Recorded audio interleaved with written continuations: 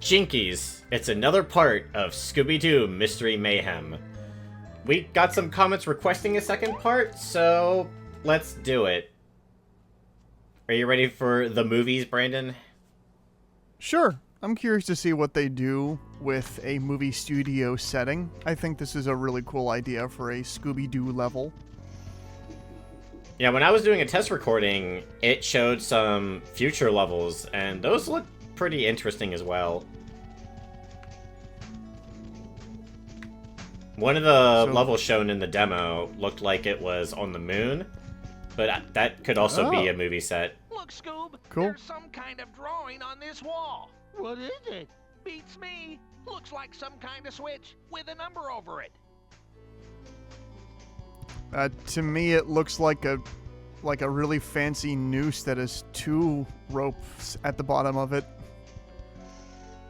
Which, I mean, I thought was... Because I mean, we were just walking through a place that almost looks like an Old West set.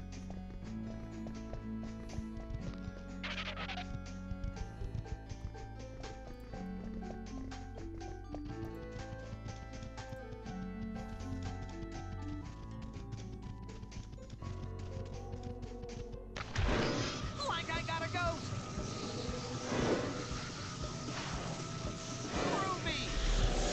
Yeah, I definitely played this game as a kid. I don't remember if I finished the movie theater, because I only rented it.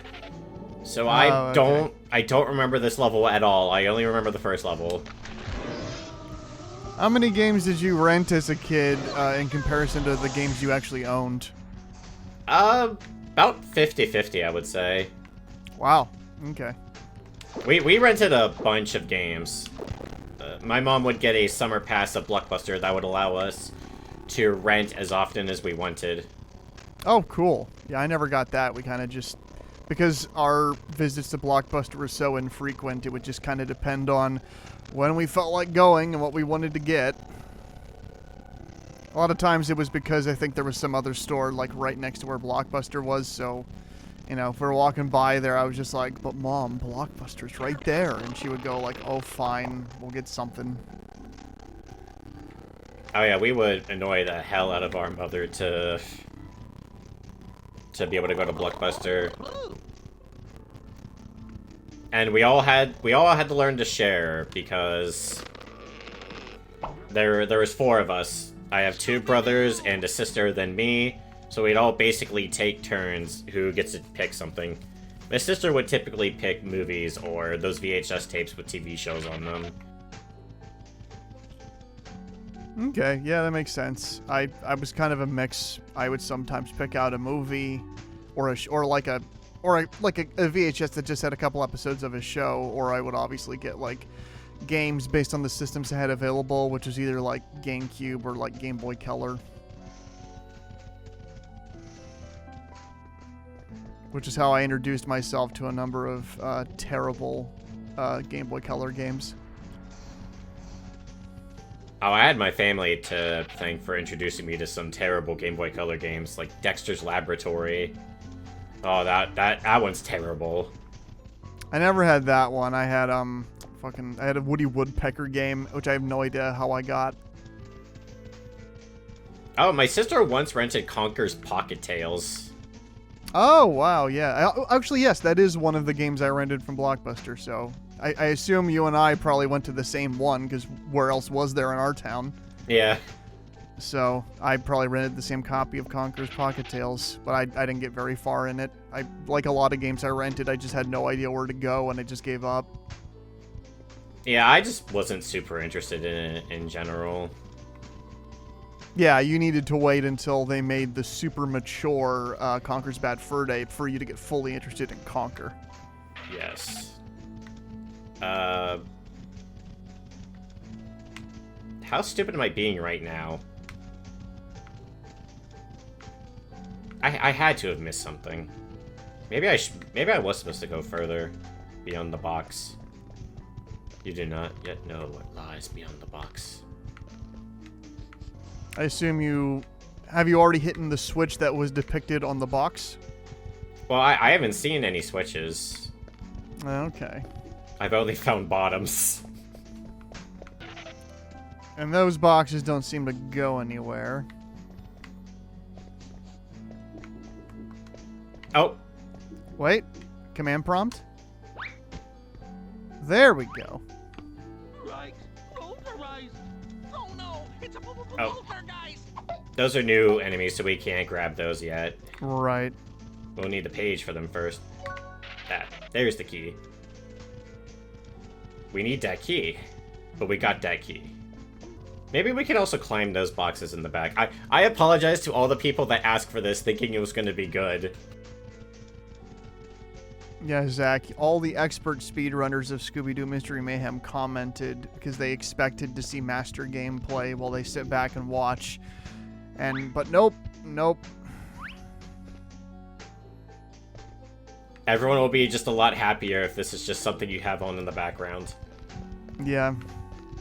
Did you discover any games you love through Blockbuster? It's nighttime already. Like a game you wouldn't otherwise give the time of day unless it was just, you know what, I'll rent it, and then it turned out you really like it. Man, not a lot. Like, I think the only one I can think of that I think was from Blockbuster, and it was a case where it's a game I also would consider doing for BZ, is Pitfall: The Lost Expedition, which I got the GameCube version, and I actually quite like that game. It's a decently made platformer with some pretty well written and well acted cutscenes. The Game Boy Color, the Game Boy Advance version, I should say, is also pretty solid too. The problem with that game was that it has, for at least the GameCube standards, it was like it took up like 50 blocks or some shit like that. Ugh.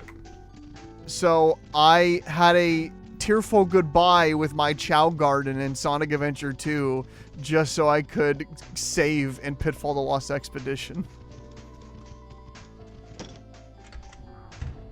I did eventually beat it, but I was not happy to have sacrificed the Chow I poured so many hours into, which, yeah, for some reason I decided to do that for this Pitfall game, but I ended up liking it, so I guess maybe it was worth it. But yeah, I would put that on the channel at some point. Pitfall: The Lost Expedition's a good video game, but I've done so many platformers, I feel like I should try to do other stuff. But it's also, you know, platformers I choose a lot because they're good for talking over because they don't require so much focus.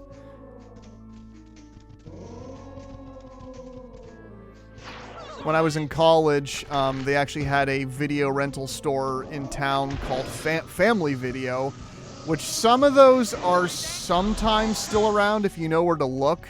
They are just rental video stores that still hang on and have actually really nice membership deals. And there was also some video games there too that you could also buy. That's where I got my copy of Spider-Man Web of Shadows for the PS3, because otherwise that game is ridiculously expensive online. But the people that run this video rental store didn't care, so they sold it to me for $8. Oh, wow.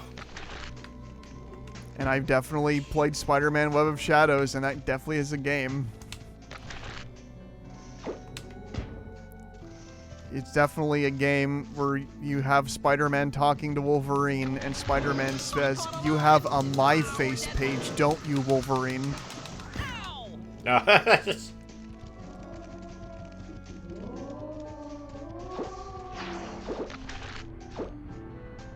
Oh, when you fight Wolverine, he fights you by asking you questions about Marvel Comics lore. That's right. I remember seeing a YouTube video on that many years ago. Yeah. I didn't hate the game or anything, but it's definitely pretty flawed.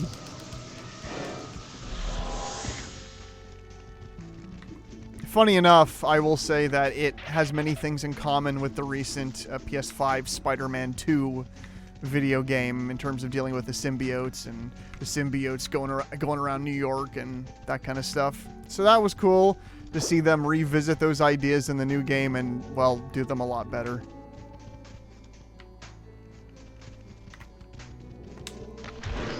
Like I gotta go. You ever been to Hollywood Video? I think we had one when I was younger. Yes. Yeah, it was on that, like, hill. And It was around for a little while. I think I went there like a few times to Hollywood Video, but I don't remember what I rented from there. I can only remember two games. And one of those was Toy Story for the Super Nintendo. Oh, wow. Okay. I didn't even realize they had Super Nintendo games there.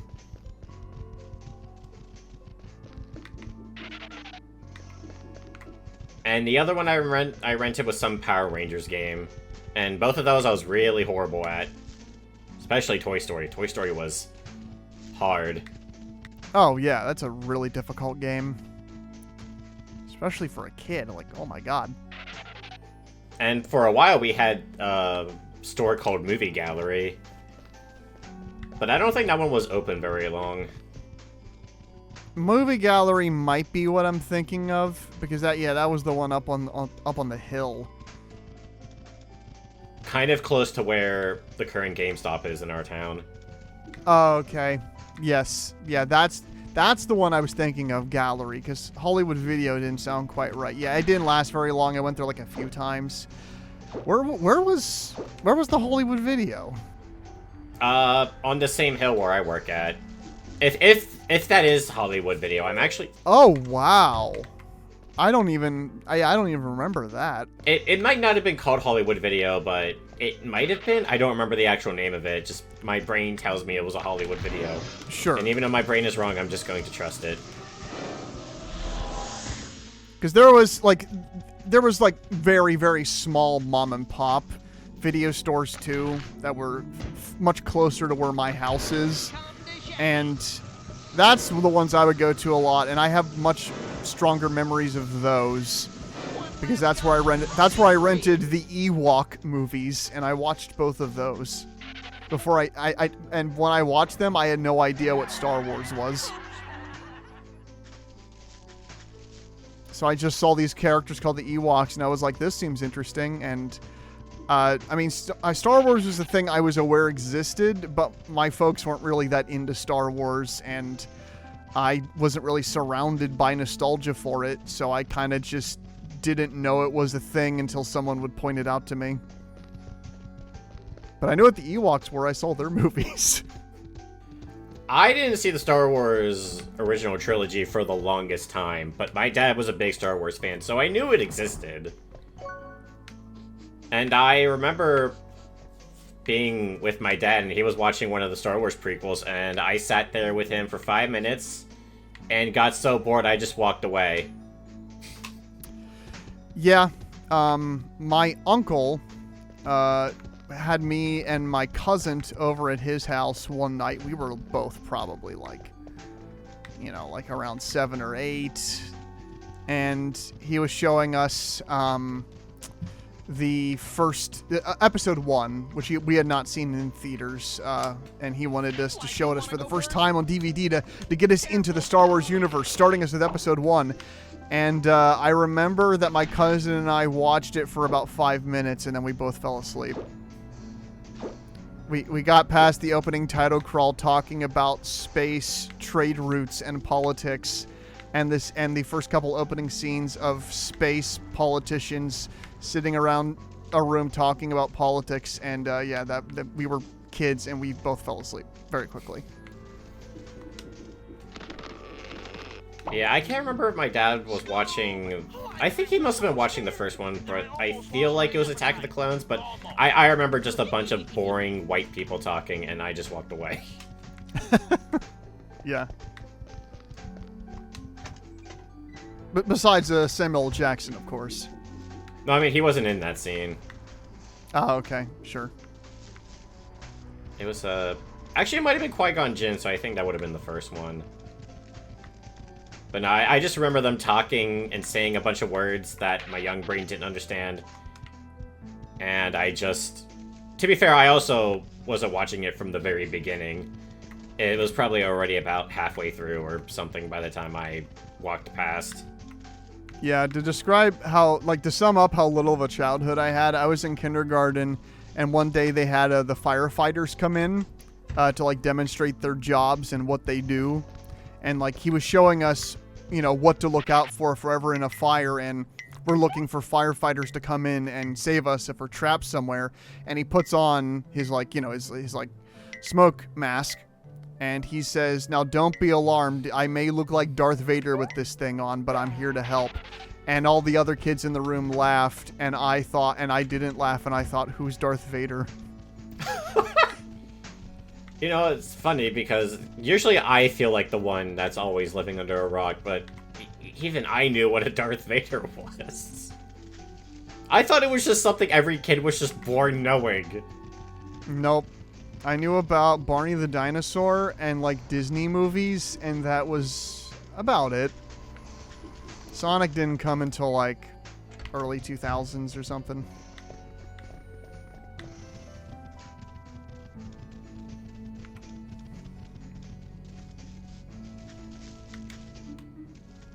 When my uncle gave me his Genesis as a hand-me-down, and I looked at all these sports games, and I went, I don't want to play any of these. Do you have anything else? And he says, well, there's this game that came with the system that I never played, and he pulled out Sonic 2.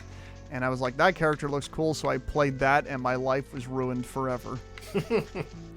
It's amazing how one mistake you make as a child can affect you for the rest of your life. Yes. It just depends on what media you're exposed to.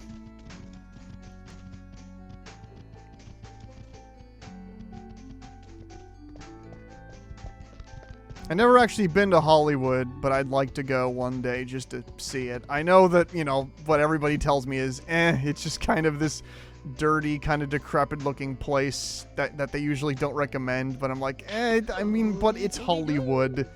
I feel like I should at least try it. Like, I've wanted to save up money to one day take a trip to, like, Tokyo, and people are like, oh, why do you want to go to Tokyo? Why not go to, like, the beautiful countryside, like in Osaka? And I'm like, because it's Tokyo! Yeah, it's Tokyo! Why would I, like... Maybe on, like, a second trip, which I'll never be able to afford to go on, but if I'm going to just Japan for one time only, I'm going to Tokyo. At least first. I definitely want to visit Akihabara. Yeah, absolutely. Like the way they tried to dissuade me was by saying, well, it's just like, it's basically just like the Times Square of Japan. And like, what they didn't realize saying that was, they're saying to me, it's the Times Square of Japan. Like, why would you not want to see it? As someone that's been to Times Square, I don't know if Zach has. Brandon, I've barely even been outside of my own state. Yeah, that's okay. Yeah, that's fair. Oh, here's the switches. Okay, so we found a 2, and it had people that were hanging, so I think that means the switch needs to go up. And that one means the switch needs to go down. Like now, we just have to find the right combo. I literally had to pull one switch. I know this game is made for kids, but... Well, Shaggy said they have to find the right combo, so are you supposed to pull any of the other switches? No, I already did it. Okay. All I had to do was just bring down the drawbridge. All right. Because it didn't look like it was open on the inside, so I don't know whether, something else is blocking it. So 3 is down. Oh, yes, 3 is down. So yeah, that should be it then. We didn't even need to go the whole way out.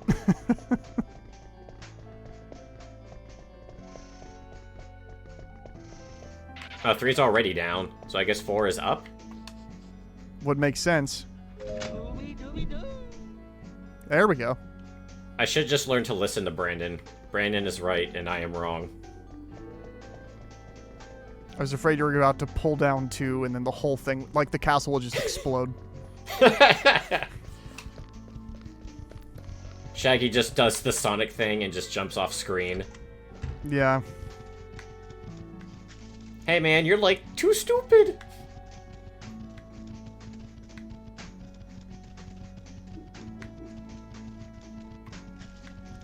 Can you think of other movie studio or movie themed levels in video games you like? One day we are going to play Lights, Camera, Pants. It's the biggest one that comes to mind. Oh, well, yeah, that's a good example, yeah. I think of, like, the second level from Scott Pilgrim vs. the World, the game. That's a good one.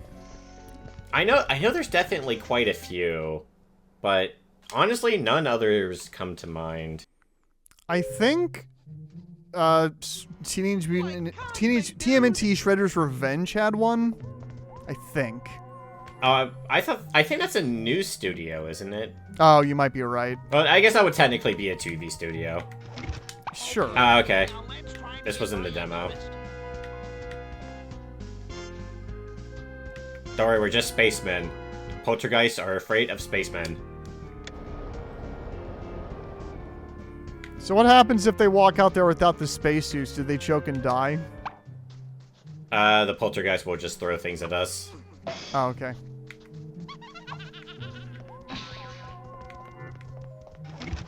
Shaggy, you look funny. Like, look who's talking.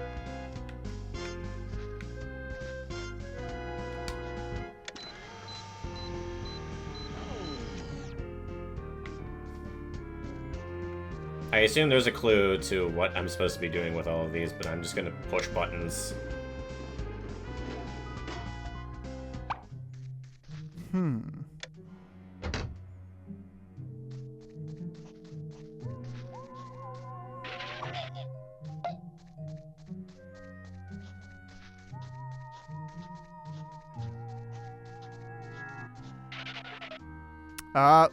There's a button behind that.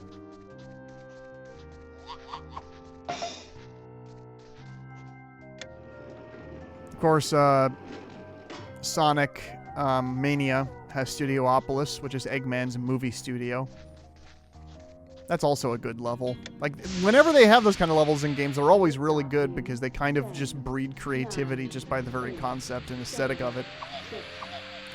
While sewer levels do not. I don't know why so many games insist on sewer levels. Is it a running gag between developers? Maybe. I mean, TMNT is the only one where I think it gets like a free pass. Oh yeah, they live in the sewer. That makes sense. Oh wow, Zach, that was actually a reference to a silent film. Yeah, Hugo. What? No, I'm kidding. In Hugo, there's a scene where someone shoots a bullet and lands on the moon. Oh, yeah, because that's literally they take that footage from the silent film A Trip to the Moon. Okay, yeah, I didn't know the actual name of it, but I knew I saw that scene in Hugo.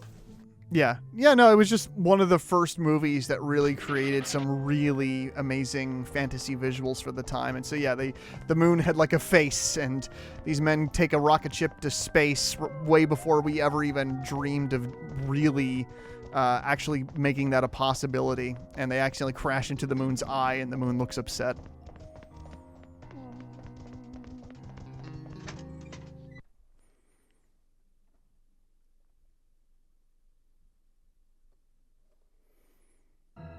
I guess this isn't totally on point, but the original Spider-Man 2 video game, like the one based off the movie, has a section where you're avoiding Mysterio, and you kind of sneak into Mysterio's apartment, and you end up in some sort of strange fun house, which has tons of movie-type effects and props there to, like, trick you. And I think it counts sort of because Mysterio's whole gimmick is that he uses special effects as his superpower. But I think if you know Mysterio, Zach, you're probably far more familiar with the version of him from Spider-Man Far From Home.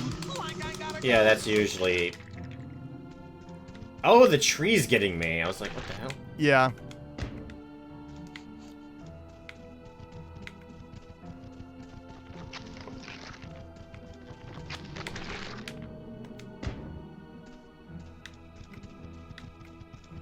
Come on, box of Scooby snacks.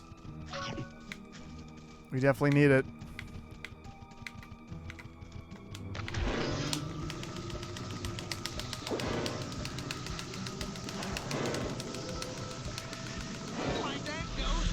Yeah, we should be talking about something Scooby Doo related, but after Night of 100 Frights and Part 1, I'm Scoobied out. I don't know much else to talk about. Oh, we did start 13 Ghosts. We could talk about that, at least the first couple of episodes we've seen of it. 13 Ghosts is weird.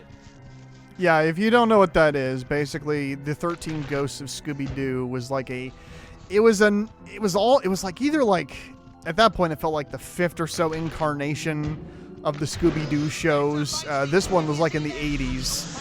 And the intention was basically to try to make a continuity-based Scooby show where every episode would lead into the next one instead of just being standalone mysteries. So the gimmick is basically that there was a chest, basically a Pandora's box filled with spooky ghosts that Scooby Doo and Shaggy accidentally open, unleashing these ghosts upon the earth that they now are tasked with traveling the world to put them back in the box. So every episode has them traveling to a different place to put the ghost back in the box. And it's honestly an intriguing concept, but the 4 episodes of the 13 that exist that Zach and I have seen so far, 13 Ghosts of Scooby-Doo is kind of been a roller coaster of quality so far. It's been many times intriguing and interesting, sometimes legitimately funny, but it's bizarre. Like, it doesn't stick to a particular structure or theme besides them just taking out the next ghost. Many times the show will just turn into fourth wall breaking comedy. Sometimes it'll be more serious, like when they're trapped in a village full of werewolves. Sometimes it will become like where they're trapped in like a maze. But the quality of the writing seems to fluctuate from episode to episode, probably because they're all written by different writers.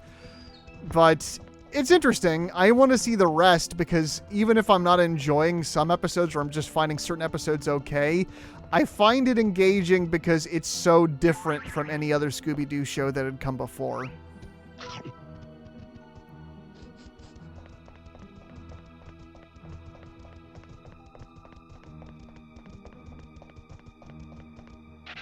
Yeah, I'm pretty much with Brandon. The first episode is pretty good. I think the first episode so far is the best. I like, if the second one is the one I'm thinking of, I like the second episode as well. Is that yeah, that's the one where they find the golden spoon of the wizard guy, right? Yes. Yeah, the evil wizard.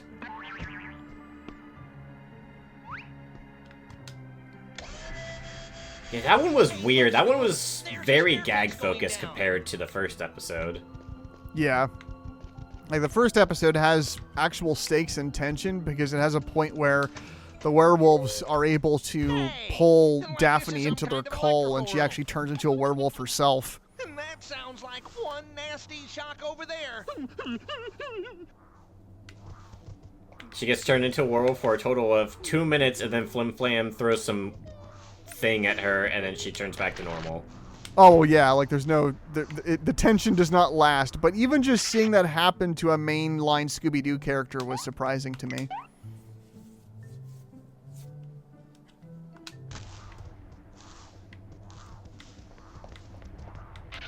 I think we've only seen 3 episodes. If we saw a 4th, I don't remember what the 4th one is, because... yeah, there's the one with they're in the maze, and that one's... Yeah. It drags, and when it does comedy, it's not all that funny. Which, it's Scooby-Doo. I've never found Where Are You or any of the other old Scooby-Doo shows actually funny. They're funny in a brain-rotting kind of way, like in this, like in these games where they're trying to replicate the humor of characters saying puns and then a laugh track plays.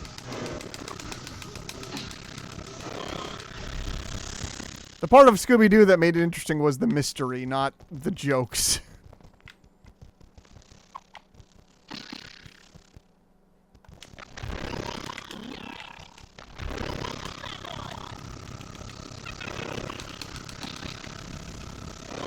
Riveting button mashing gameplay would be... So this is another one of those cases where you have to, you know, get all of them in order to open up the room. Yep.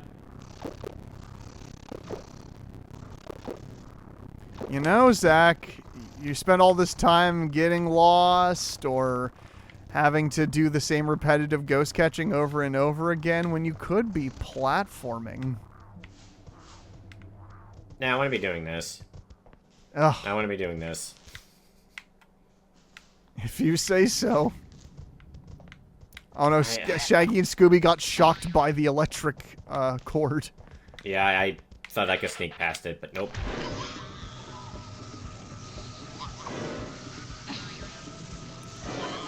They like a lot of incognito ghosts in this game, whether it's the shadow ghosts or now these like almost invisible poltergeists. I don't know what it is with 3D platformers. Sometimes I'm really interested in them, and then other times it's... I don't know. I just think Scooby Doo as a platformer, like, Night of 100 Frights does look like a good game, don't get me wrong, but I don't know. The structure of it completely throws me off. Scooby? Oh no. Scooby! Shaggy! Ah, now we have to do a stealth sequence with Shaggy instead of Scooby. Oh, I wouldn't say a stealth sequence, just a chase sequence. Except Shaggy's doing the chasing. Ah. Ah! Ah! Wow. Shaggy's like actually a badass here. But to be fair, this is not out of character. When Scooby is in danger, or when, you know, Shaggy is in danger, usually the other will get a little bout of bravery.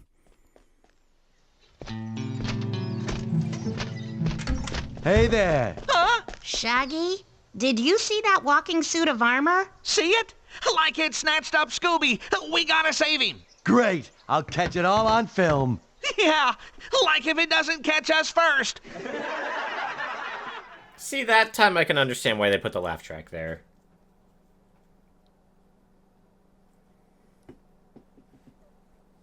Yeah, it makes sense. Not saying the joke is funny, just that it's at least an attempt at a joke. Sure. Once I find this next save point, we're gonna stop it there. Oh, there it is.